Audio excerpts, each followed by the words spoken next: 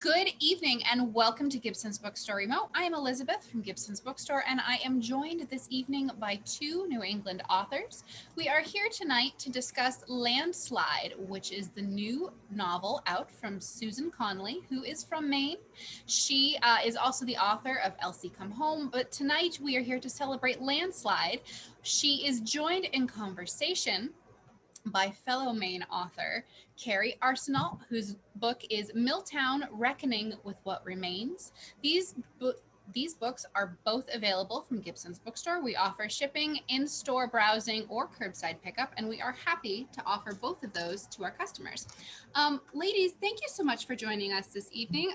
Please take it away. All right. Thank Hi, you. Susan. Thank you, Brady. I'm so glad to be back at Gibson's. This was where I did my book launch, I believe, with Brian Kevin down east. Yes. Wow. Yeah.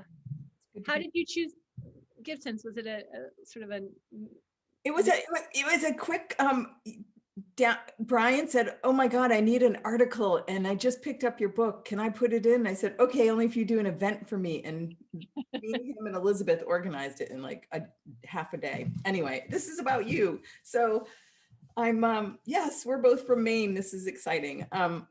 That's one of my first questions, actually. I congratulations, first of all, on this great book. I had so much fun reading. I tore through it. It was such a pleasure to not read about pollution in mill towns. I'm gonna tell you, I was a relief.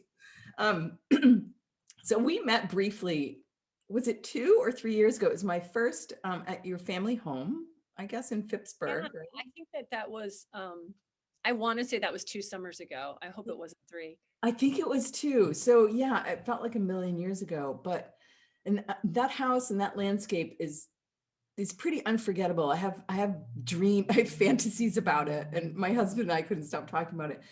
Did you grow up there? I And grew tell people what it's like a little bit too. Yeah. Oh, Kerri, I forgot that's where we met, Yeah. in that place. Yeah. So technically I grew up, you know, 30 minutes inland on the river. But that place, I mean, I've been there since I was like 8. Yeah. And my dad was 4th generation, Bath and sort of Phippsburg, that whole orbit. So that's home ground. Yeah. And in fact, you could say that that's where the novel is set. It feels like that's why I'm asking, because I should tell everybody there was a Maine Writers and Publishers Alliance event there. That's why I was there. I wasn't just like driving around and pulled into your driveway, because it's actually kind of hard to find if you did. But yeah, that's what it felt like when I was reading it. So I was picturing the entire book at that spot, which is like something magical there. You know, I you know, did you, I mean, was that the setting in your mind? That's uncanny. Yeah. You got it. You just completely got it. That's it. It's right there. Yeah. Yeah. And it's that island, that little island that we look at. And it really is just a one house island. And Tell people what it's like for people that don't know. Like, yeah, I mean, so when I was growing up in the 70s there, everyone, it was like this California family somehow, and it literally, no one knew who owned that island, and nothing fancy, super, super, just rustic island. And they were pure hippies. And they ended up being like they fixed boats and they fished and the children ran naked on the island. And then I became their babysitter. So I would go back and forth in this little skiff, and they had the little dock, and all of this is in Landslide because they became a real fishing family in Landslide. Yeah. oh, that's great. Oh Yeah. my God, I'm so happy to know that. I mean, I'm asking this too because, of course, landscape is very integral to this book. Maine and the Maine landscape. But before we get to that part in the island, because I want to talk about that too, but you present what I loved about this so much is you present this Maine that is it's like a little rough around the edges. It's not but not so rough that it feels faux quaint or anything. It felt very real, because as well as I that despite its beauty, it can be a place of sharpness and remoteness and islandness. And I wonder if you could talk about, how do I say, talk about the connections between those actual physical landscapes of Maine that we were talking about, real and imagined too, that are in and your characters. Like, it felt like the landscape somehow is connected to those characters in your book. Well, yeah, yes, and thank you, because I've been looking forward to this talk so much because I don't get to talk to another Mainer very often about, yeah, so we're like kindred Mainers together here. And yeah, rough around the edges is a great compliment to me if you're feeling that in the book. I mean, that was really my greatest goal, was to try to render, a very less polished Maine, and ruled by weather. Right. Yeah. Ruled by weather, and like, it's scary out on the island sometimes, even though they're close to the mainland. There are storms that come in, they could never get back to the mainland. So if landslide is a theme, like an actual theme, a metaphor, and then isolation, Yeah. that would be a big, that island. yeah. Yeah. So all of these things conspiring, right? Like super elemental, kind of rough. And that is the Maine coast to me, the real Maine coast. I think it's that way in the whole state, even inland. The weather, I mean, who doesn't love to bitch about the weather, right? In Maine, I mean, that's pretty much a hobby. But the weather and that I think that people are, I don't know, maybe everybody says that about their state, but I feel like Maine has, like, it's a complex state, with that coastal identity and the inland identity, depending on where you live. Like, are you an outsider, are you an insider, are you a coastal person? I wondered, since we're already like zipped down to that, I wonder if you can talk about that tension between insider and outsider in the book. And I guess I don't know if I should introduce the book or what it's about. I didn't want to get too plotty about it. I really wanted to talk about the ideas, but if you feel like at any point you need to say, this is what the book's about, feel free. But I really want to talk about this insider outsider tension that's going on a little bit in the book. Yeah. You could talk about it. Okay. Well,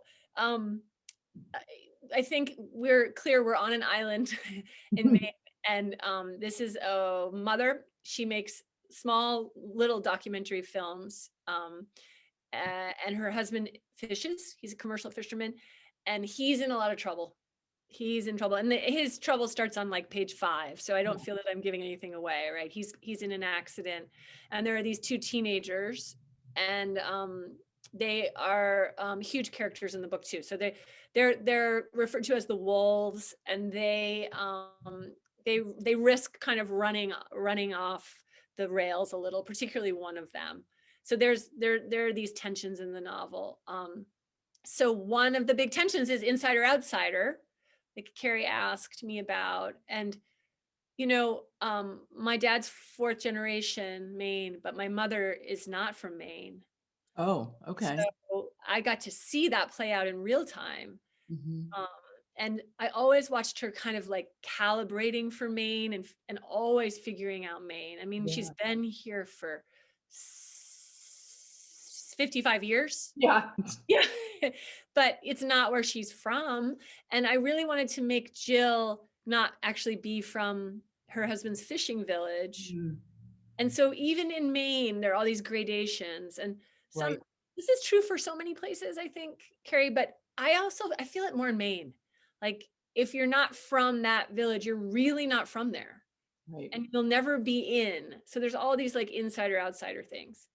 It's funny. I mean, you and you've lived around the world, as have I. And yeah, I think you're right. I feel that most intensely in Maine. And why is that? I don't know. I mean, I kind of wrote about it a little too, and it's hard to put a finger on why. I don't know if is it related to that landscape? Is it related to their independence, or I'm not sure. What do you? I wish you would know so that I like, it just seems like it should have gone away like a generation or so ago, that tension, and maybe it has, and maybe we're just bringing it up and like thinking it's there, but it can't. It feels real, not imagined. I don't know. Well, it's funny because you write about a mill town in your incredible book, Milltown. And I'm writing about a fishing village. So often in Landslide, when we're not on the island, we're in the village.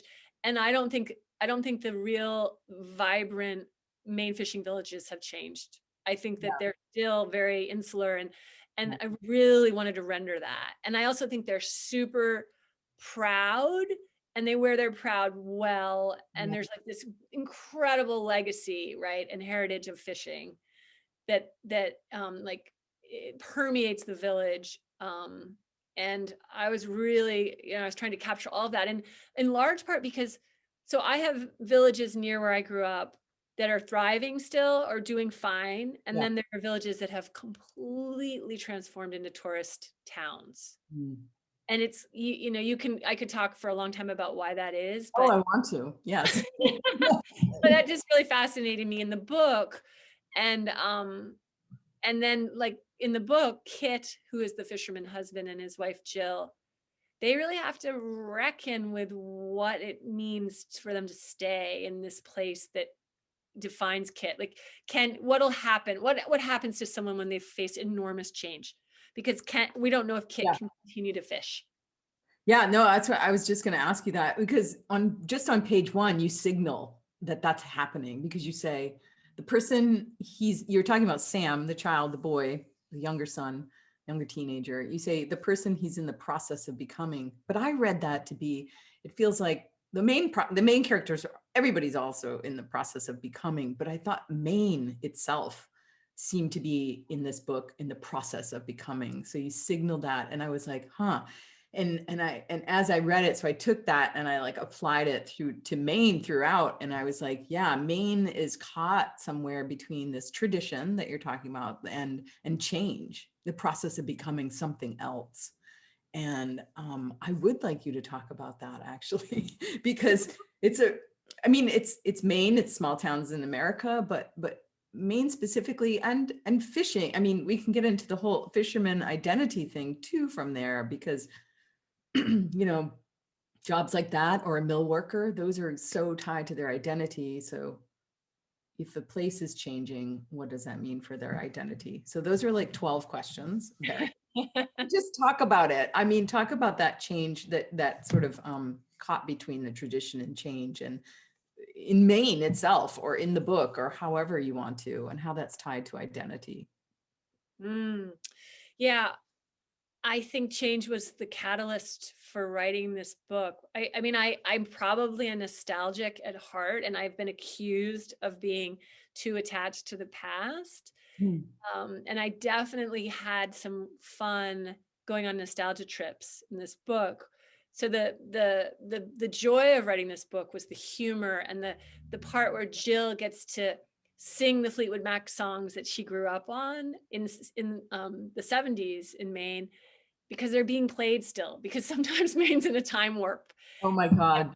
And we have a joke. I don't know if you have this joke, Kerri, but in my family, we have a joke that you can't go a day in Maine without listening to Fleetwood Mac on the radio. Okay, wait, did I say this to you or somebody else? But every time I drive over the Piscataqua Bridge into Maine, like Styx or like Jay Giles or something starts playing, and I'm like, what? It like blows my mind every time. So that's it. You didn't tell me that. I love that. And for me, it's Fleetwood Mac. It's Fleetwood Mac. Okay. And my dad, my parents raised me on Fleetwood Mac, really, and that was their band. And so to have Jill, I mean, I think the very first scene I wrote, which is the first scene of the book, Jill is, should I read it? Yeah.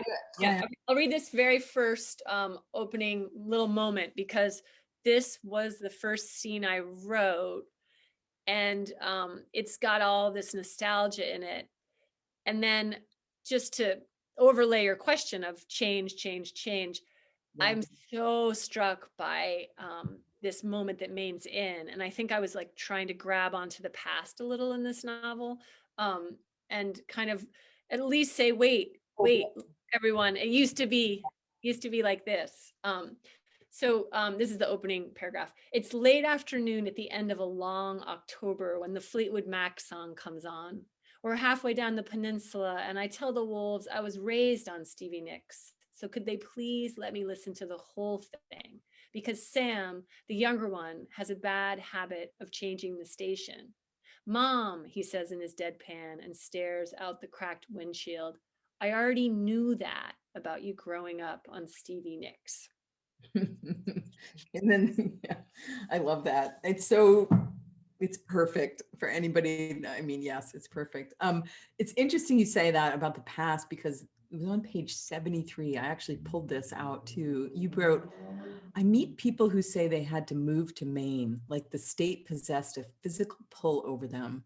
It makes me wonder if Maine becomes some stand-in for people's lost innocence sometimes, or if their longing for the past gets imposed upon the actual land here. I was like, is that Susan talking? I stand accused. It's so funny. While you were reading that, I was like, oh yeah, that was where I tried to sneak that in. Yeah, nice try. I call you. So that's where, like, for the writers that might be in the crowd, that's where like the idea of the book becomes part of the book, right? Like that was my whole idea. I was like, wait, what are all these people that like think this is like the promised land? Like I meet a lot of people who are like, oh, I finally made it to Maine. It's the promised land. And I'm like, yeah, did you know that there are like 20 fishing trawlers left and nobody can pay their property taxes in the state? Like, so they don't. And that's it's an interesting thing. I mean, that is the conundrum of Maine, right? That everybody has an impression of it. It's vacation land, but it's actually like 90% of the people are not living in vacation land or not living any kind of proximity to that. They might live in the area of vacation land, but not with the tourist sort of vacation land ideal. But speaking of fishermen and trawlers,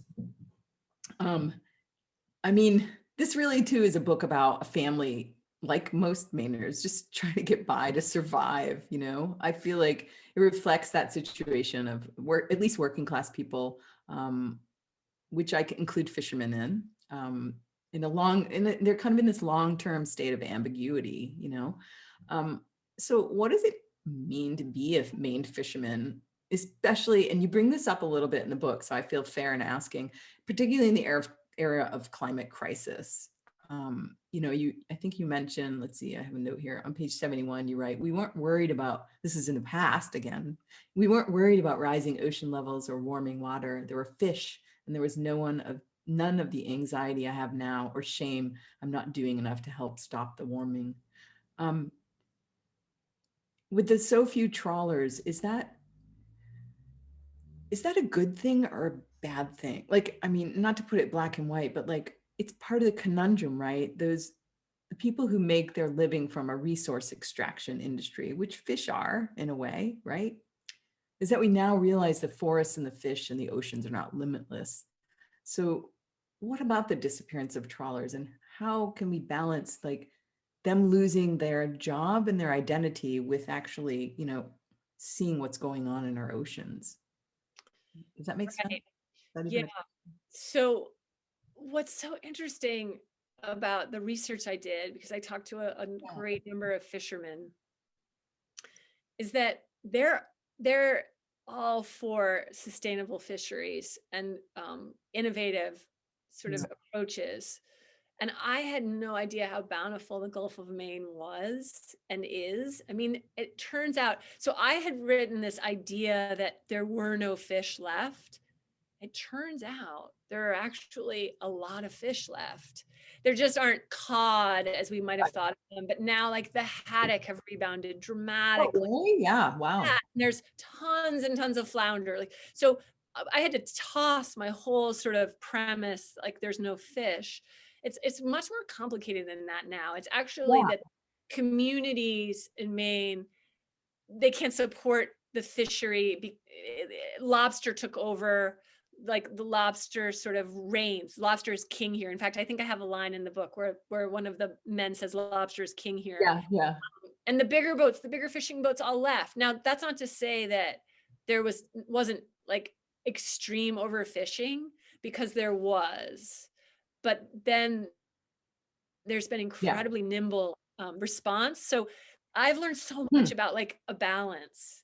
Because like you, I was like, yeah, you like, God, if we overfished, like, so we don't want any more boats. But it turns out like every little domino in this state, you know, you lose trawlers and you lose all this industry in the community. And then you start to have this terrible, it's like a mill town, right? It's like a mill town. Yeah. Yeah. Huh, interesting. I mean, what was I going to say? But I think you mentioned this in the book. I should say to everybody that I don't know if you said this, but Kit, the husband, the father in the book, is a fisherman, and he's having some trouble.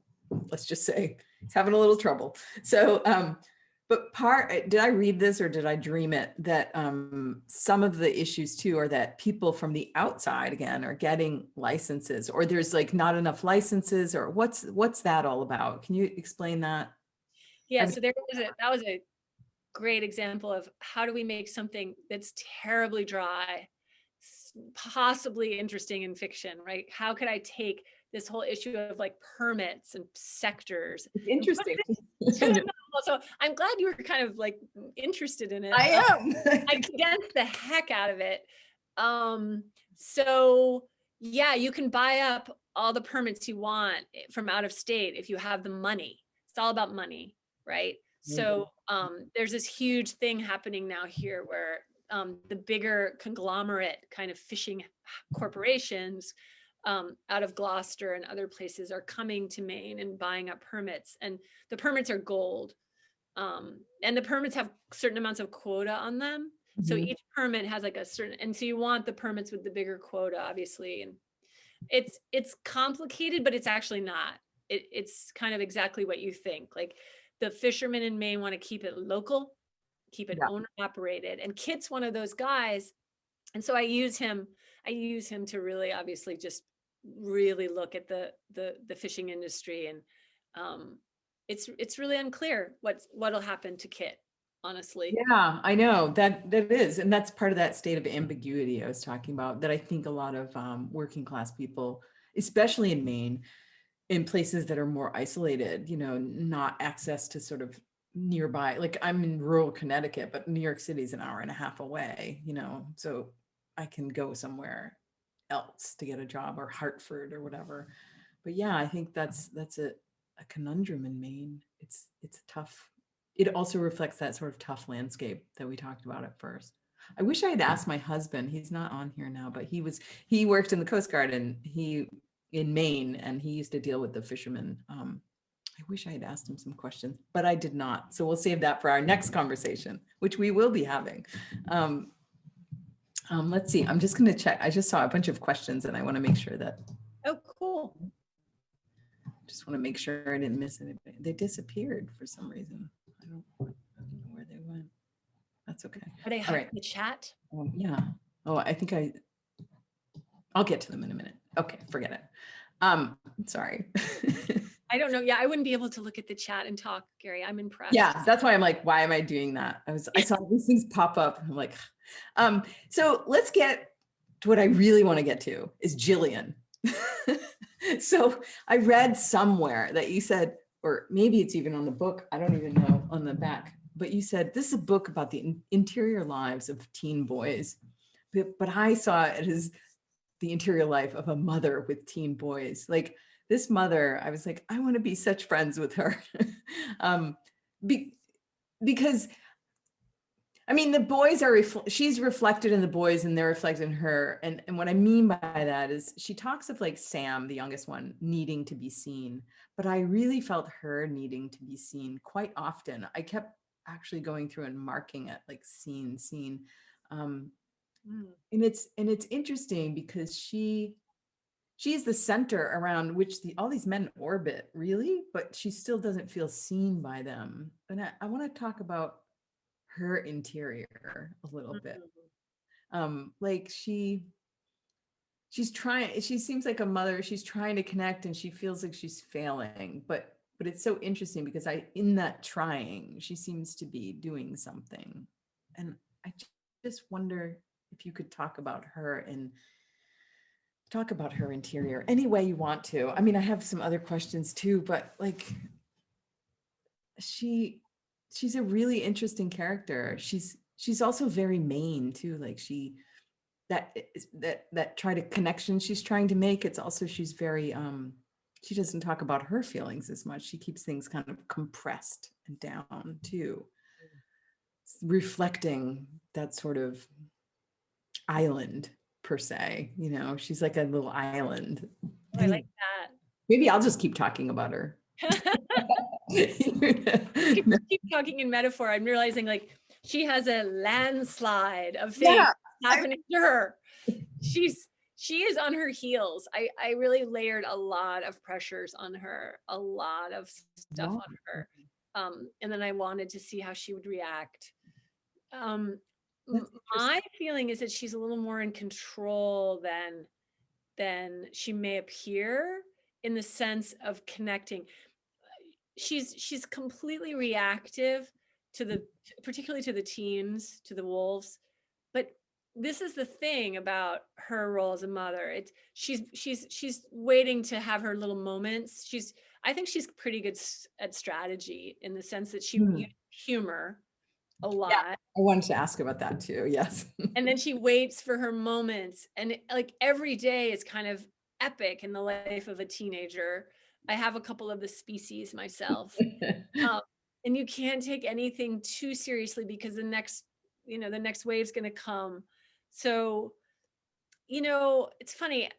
I don't think she feels unseen. I think she's just going through this is a really hard patch.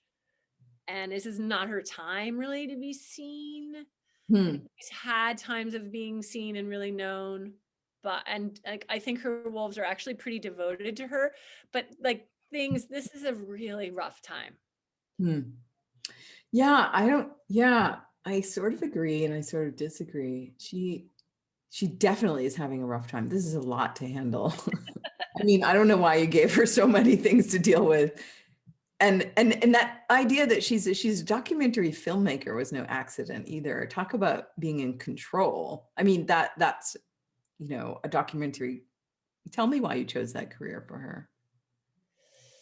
I needed to get her. I wanted her to get out of the state, and I had her at in this photography school in Portland, and it worked. And, we're not talking plot too much, but it was a natural progression for some stuff she was doing in college. And then there's not a lot of film going on in Maine. No, that's why I was kind of like, that's such an interesting discussion. These are small little films. They're 1 hour long. Like they're funded by the Maine Historical Society, and then they're not fancy or high production.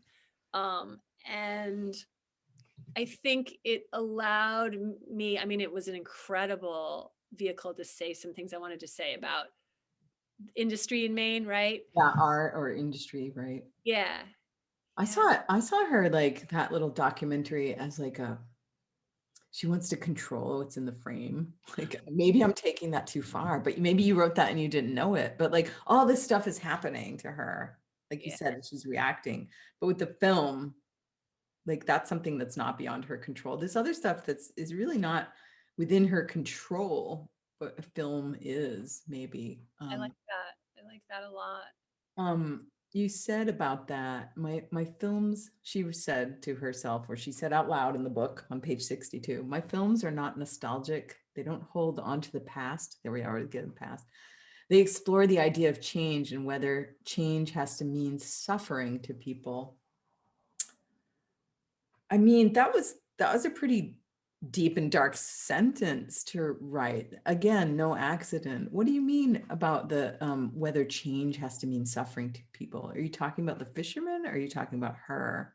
Well, yeah, it seems like I'm talking about the fisherman, and then I'm talking about her father and mother, right, in their mill town. I'm talking about all kinds of Mainers, because that's the thing that's happening in Maine, right? It's like an onslaught of change for my father's generation. And it looks like it involves some suffering to me. Yeah. You know, like these decimated towns look like they're suffering to me. And but the change, we can't stop it. Like it is happening. Like, you know, apparently there's never been a better real estate year in Maine than this past year, because I've heard that. Yeah. everybody's coming to Maine.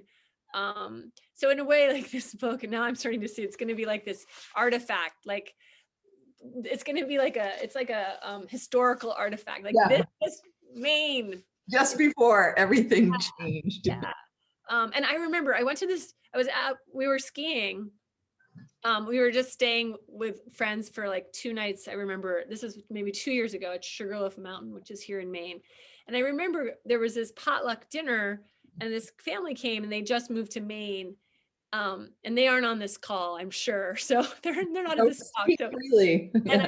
I remember they said, we're so excited to be here. And they'd come from some city and they said, because it's so safe here. And I, you know, the writer in us that's at every taking mental notes, I was like, what does that mean? Like, why does it feel safe here? It's like, it's very rural and it's very poor. But why is it safe? And I mean, we could talk about that for a really long time, but I stole that. Yeah, I airlifted that right into the novel. Like, why you know, what does that mean? And what do you think it mean? What does that mean? Actually, because it's just because they're isolated, because it's not scary. I actually think it was literal, like low crime rate. I really do. And yet, it's funny. I almost felt I wanted to be like, but I didn't. I was like, I live in Portland, and there's actually a lot of crime, but I didn't want to. Yeah, but there's not a lot of economic stability. I mean, there is for maybe a privileged class of economic stability. Right, exactly. I mean, I lived in Maine right after college, and that's where I met my husband and got married up in Longfellow's Church. And you know, I had like 30 jobs while I lived there. It was just trying to make a living was difficult. I haven't seen it change much, and that was like in the 90s, you know. But I wonder too. Go ahead. No, what? Oh, no, me. I wonder if that whole import of people too is people are feeling, well, that dynamic of people feeling really kind of, you know, you're an outsider, is because there are these lovely communities, you know, that have these traditions and these beautiful things that happen and then when it becomes so diffused, then you sort of start to lose those traditions and you start to lose that sense of community. I mean, certainly other new communities can be built up, like in what happened in Lewiston when the Somalis came in, and that has like changed the landscape, but like so much for the better. But like, I think it's that point of transition. Maine, it's happening, but something's got to happen otherwise. Right. Yeah, no, and you're reminding me that, so Sam, the younger boy in this novel, the younger wolf, he wants to be a fisherman. He wants to follow in his father's footsteps, and he would really rather not even graduate from high school. Right. Jill is just struggling to make that happen.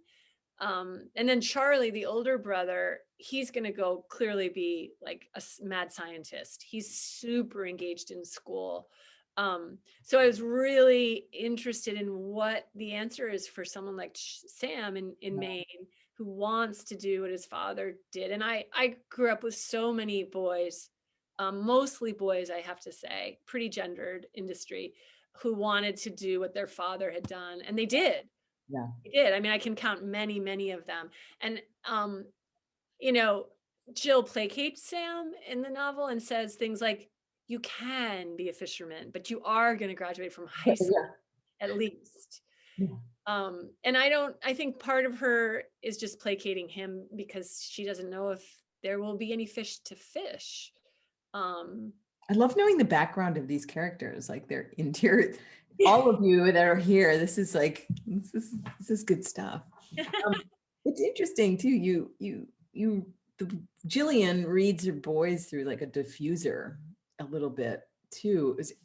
I don't even know if that made sense. Like, she looks at Sam, she's trying to understand him through like Instagram, or Charlie is through his girlfriend. It's like this, I'm talking about men in general, perhaps.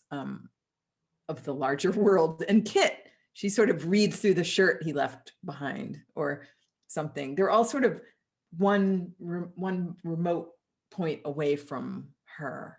Does that make sense?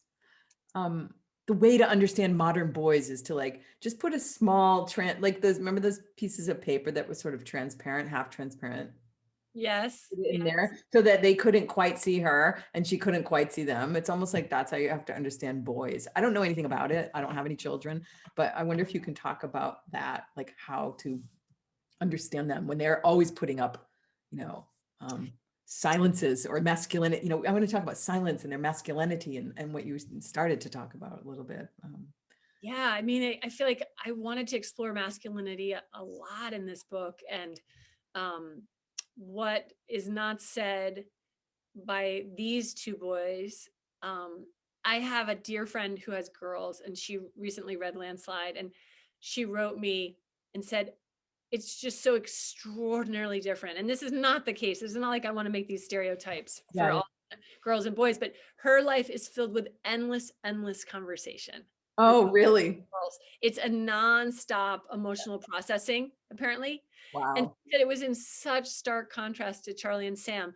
Although Jill in Landslide, she gets her moments. She gets her moments where, you know, there can be this, you know, I don't want to grow up on Stevie Nicks like you. And then maybe an hour later, do you want to like read a book in bed together?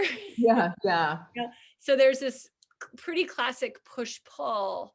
But I was determined to try to, you know, really interrogate these ideas of classic masculinity in this book, and really, I really wanted to show how like tired Jill was of the like underestimating of boys and of her boys and boys in general, and like it's so easy to sell out teenage boys, and we do it, I think, in this culture all the time.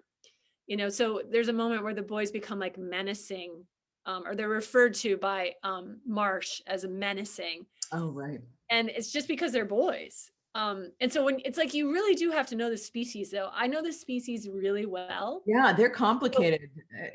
Yeah, but now I have, my heart is so open to them, and I just know how vulnerable they are. All of them. Like I'll see, you can spot them. They're the gait and the like the teenage boy body, you can spot it a mile away, even in a mask and a hat and a Really, yeah. now, yeah.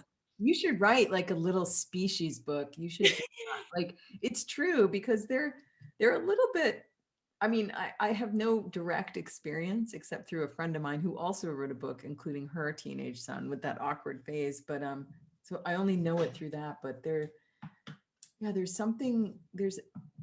a giant mystery. I have two younger brothers and I saw them too, and they were just such a mystery. I didn't understand. They would, you know, my mother had to drop them off from school, like, you know, 2 miles from the school, and she worked at the school, and they'd be like, off way out here, and then she'd drive and park, and then anyway, it was just yeah, I love that. I get that. Yeah, crazy people. But no, it was. I think you did a really good job in sort of illuminating the how vulnerable they are. I thought you did. I really, yeah, they were very sweet and not sweet at the same time.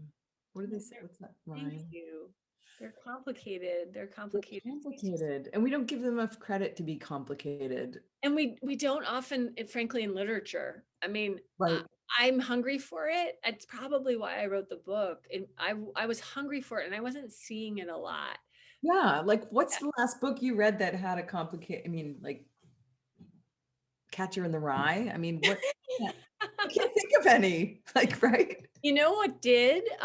There's a great book called Dear Edward, by I think Anna Napolitano. I'm going to get her last name wrong, but it was a very successful book last year, and teenage boy is the protagonist, and but great drama has happened to him, like terror. It doesn't even sound plausible, but like a plane has crashed, he's lost his family, so it is a full examination of his inner life. Oh, nice.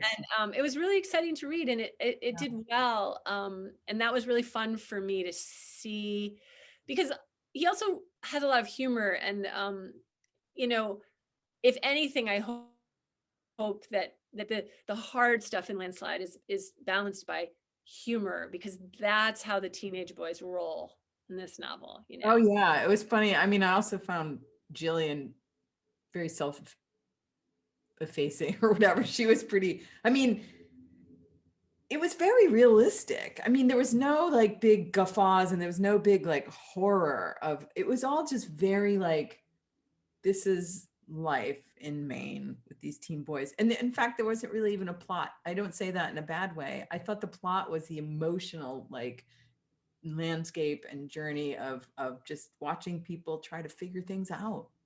And who doesn't want to read about that? I mean, I do. I want to read, people say they want to read something that's not them. I want to read something that's closer to me. So I can understand myself. I don't know. That's how it felt. Like there's parts of all these people. Like the other thing that you wrote about too, that I also wrote about, and was this idea of silence I mean, it was in every generation to Kit and his father, especially, and then the boys, that kind of silence that they kept, but silence in the face of pain I saw happen. What else? I know on page 18, she felt not seen. I'm going to say that. I'm going to find it. And that's a silencing too, of not being seen. I think it's on page 18. Yeah, I thank you for reminding us of, we've gone from humor to trauma. There's a lot of We're inherent. gonna go back to humor in a second. And she, yeah, on page 25, and I don't feel seen at all. And then on page 34, she never feels it like she's enough. So those are silencing mechanisms. And I was curious, it felt like part of what you were trying to say maybe was this interpreting silence can be a little dangerous. Or not, I don't know. I was thinking about that because I also read your essay in Lit Hub about how your son broke his neck. Oh, right. Yeah. It's a really great essay. Everybody should go read it. It's on Lit Hub. That interpretation of his silence, like there was no, it was like, anyway, maybe you can talk about that. Like, the interpretation of silence. yeah, like how you're, so I guess I'm bringing it all home to your son, your actual son who broke his neck, and then he remained silent about it, and how not sort of, right. How he was a teenage boy and holding that silence can be dangerous. Yeah. It can be, yeah, no, really dangerous, really toxic, corrosive. And I think that's why I'm going to insert my own experience in here now, which is, my experience is not Jill's experience, but when you have teenagers of any ilk, you have to, it is self-effacing, and you take your hits because you're looking to make the connections when you can, because there's so much silence, there's so much like learning and hormones going on. Yeah. And you can't risk full loss of connection. So yeah, you take your hits. Jill takes her hits, but she has the long view, I think. Yeah. I think she has the long view. So it's a kind of like a comedy of manners in a way, but the stakes in this novel are pretty high.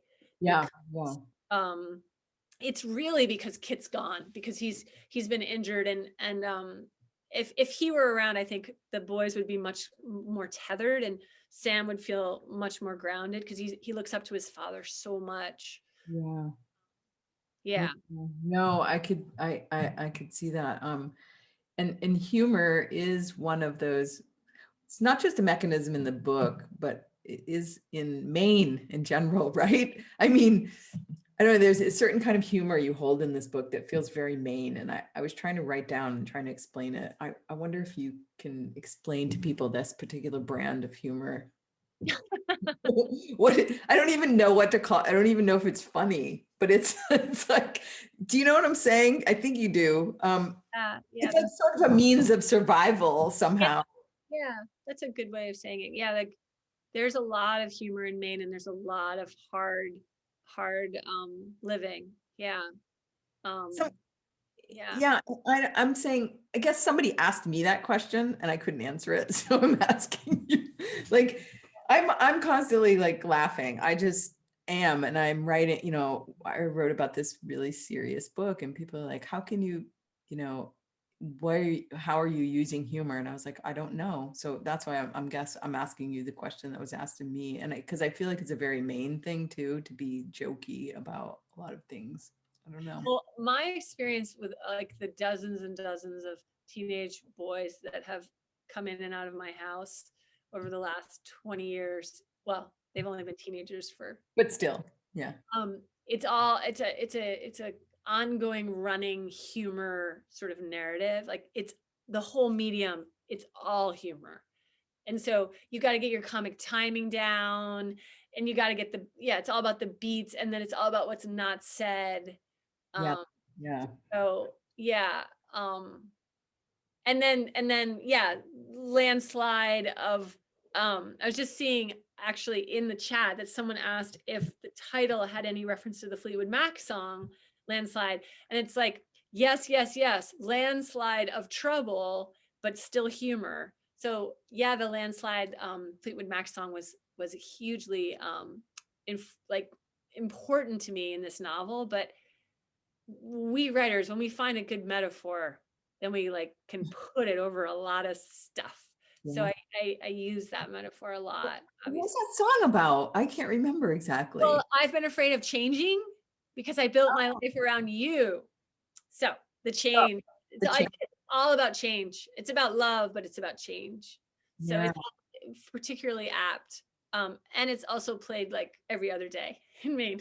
In Maine. I'm picturing this book going to the next book and like there being like a mini Netflix series. Like I want to see what happens to this family next. Like I was kind of traumatized that it was over.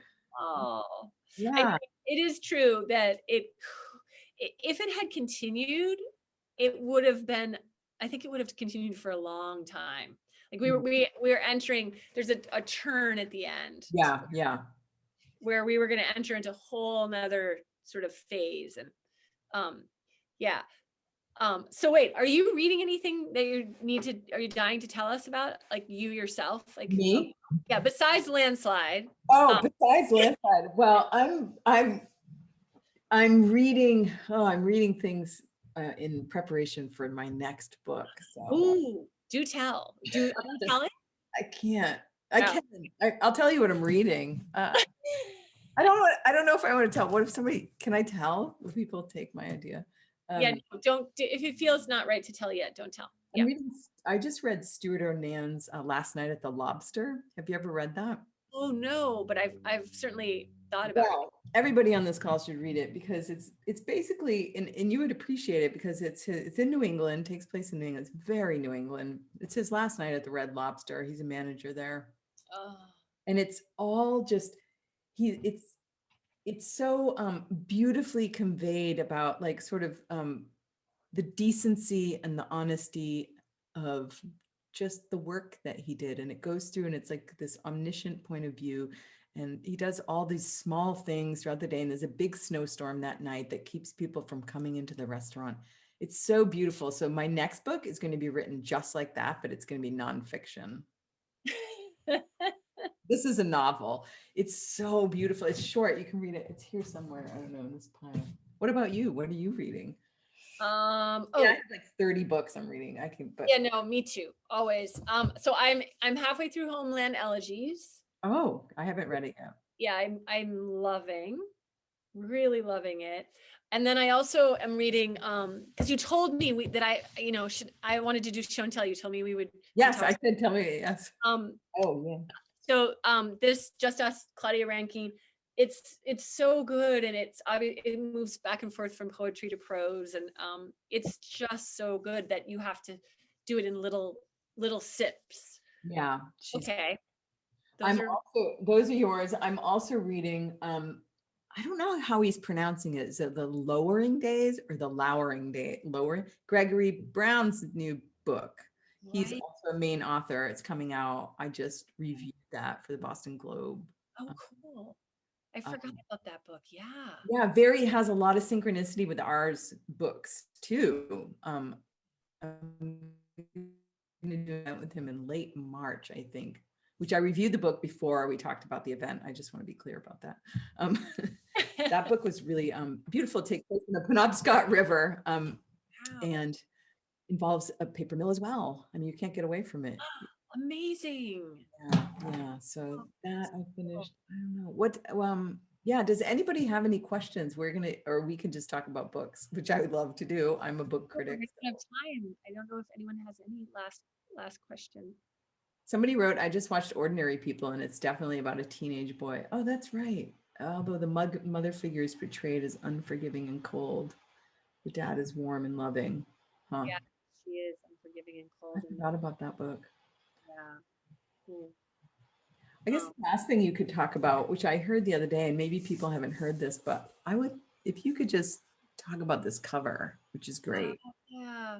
So I love this cover, and it evolved wonderfully. You know, this is my 4th book with Knopf, and the covers have always just amazed me.